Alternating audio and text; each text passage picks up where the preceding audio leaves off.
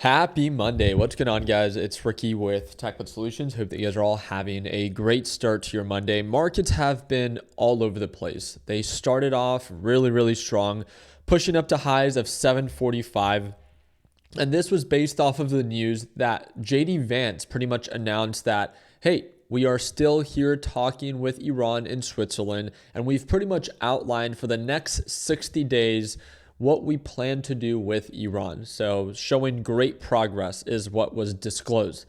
With that being said, things really began to take a turn as I think uncertainty is beginning to kind of present itself. Again, we'll talk about those details in just a little bit, but as markets have pulled on back, they're slightly in the red. They're down about 0.5%. I want to remind you, at the peak, markets were up nearly 1%.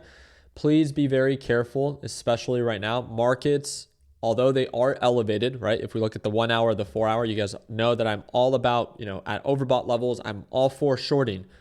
Markets are incredibly irrational right now. They're looking for every and any reason to continue to tick higher. Although it did pull back, all it takes is one tweet, one update, even if it's not actually true, but from Trump, to spark more of a recovery in the market. There's nothing that is getting announced today that wasn't already factored in on Thursday. Yet markets pushed higher based off of the excitement that, hey, the deal isn't falling apart. And again, he's aware of this. So let's not be surprised, right? The reason I'm saying this is, yeah, markets are pulling back right now.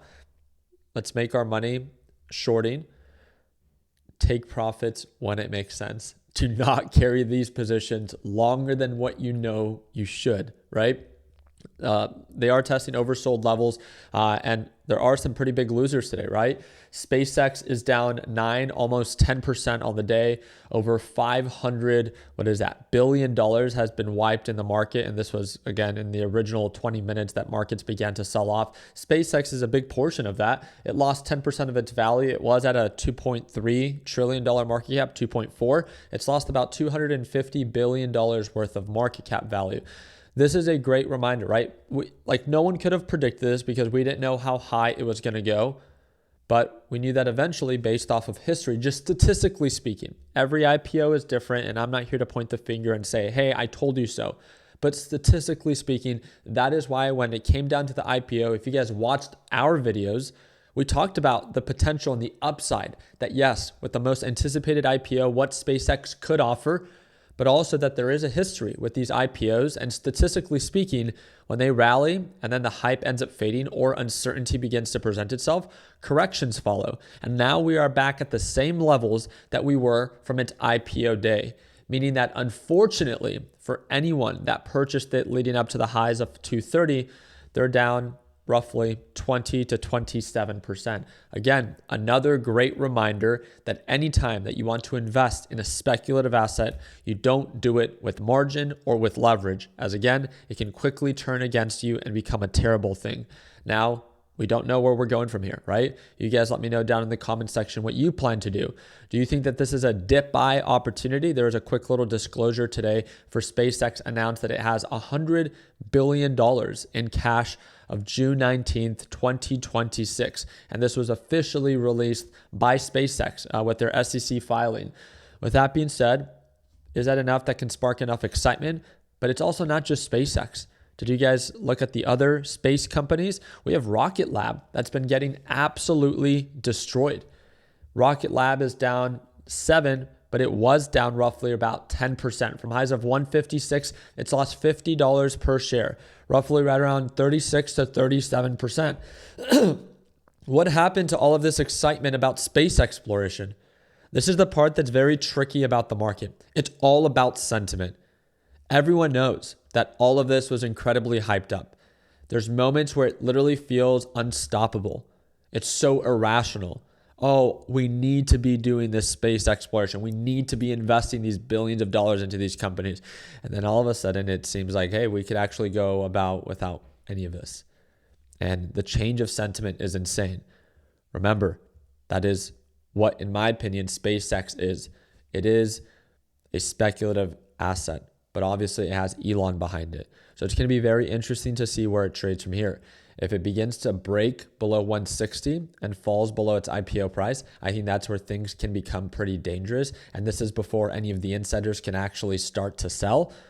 But maybe it can find a support and maybe it can begin to recover. I am watching it closely, not because I care to short it. That's not at all what I plan to do with this stock. I just want to watch it to learn more. I want to see how this very highly anticipated IPO continues to trade through the ups and the downs of this overall market, right? Because when you look at this company fundamentally, again, we're using Investing Pro to be able to dig a little bit deeper. We could see that based off of fair value and analyst price targets, this thing still has 10% downside.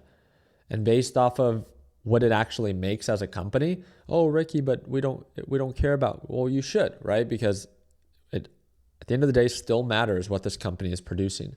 It has a negative 235x multiple for its P ratio. Revenue is $19 billion, but it loses half of that, right? $8 billion in net loss, meaning that after all the $19 billion that it makes, it still loses an additional 8.6. Now, again, there's the growth outlook for SpaceX. That's great. We shall see how that plays out, right? Only time will tell. If you're willing to take the bet because you truly do believe in it, best of luck, right? I think this is where you have to be very, very careful, because just as much as it might seem possible for this thing to recover to 230, it's very possible for SpaceX to go below $100. Why wouldn't it? Why does it need to be trading at an insane valuation, and why can't it correct if it's not profitable yet, right? This is the thing that we have to be very careful with, especially during these uncertain times. There were even more updates when it came down to what was happening in the Middle East. Again, this was the big news this morning. U.S. issues a 60-day general license authorizing the sale of production and delivery of Iranian oil. And supposedly it's been years since we've allowed this. The details also of supposedly what is being agreed upon between Iran and the U.S. is they want Israel to stop attacking Lebanon. But Israel Prime Minister reaffirms that Israel's military will remain inside of Lebanon. So again, we shall see how things continue to develop.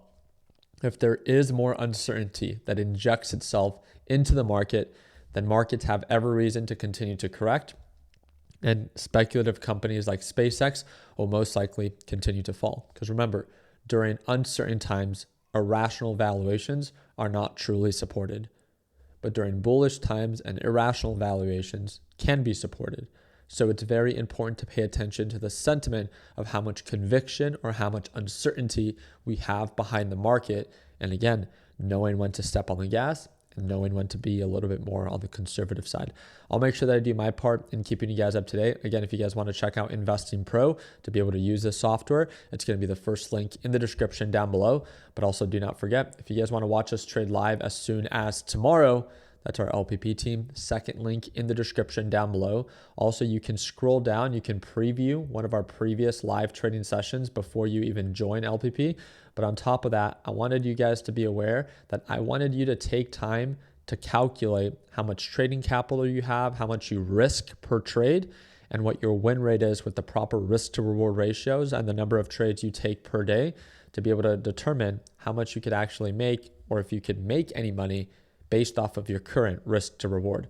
Because again, if you have a terrible success rate and you have a pretty fair risk to reward of 2 to 1 or even 2.5 to 1, long term, especially if you're an over trader, it's only a matter of time for you to give back all the money that you gain. It is very important to understand if the edge that you currently have for yourself, if it's profitable long term. And again, if you want to take time to calculate this, you can use this tool absolutely for free, and it's the second link in the description down below. So again, feel free to check it out. And then if you end up liking our LPP team and you like the live trading session, you can end up joining us. And again, that's going to be the LPP 3.0, one-time payment for lifetime access. And that is the second link in the description down below. I really do appreciate you guys' time. I hope that we're into thumbs up. Please consider subscribing. And like always, let's make sure that we end the year on a green note. Take care, team.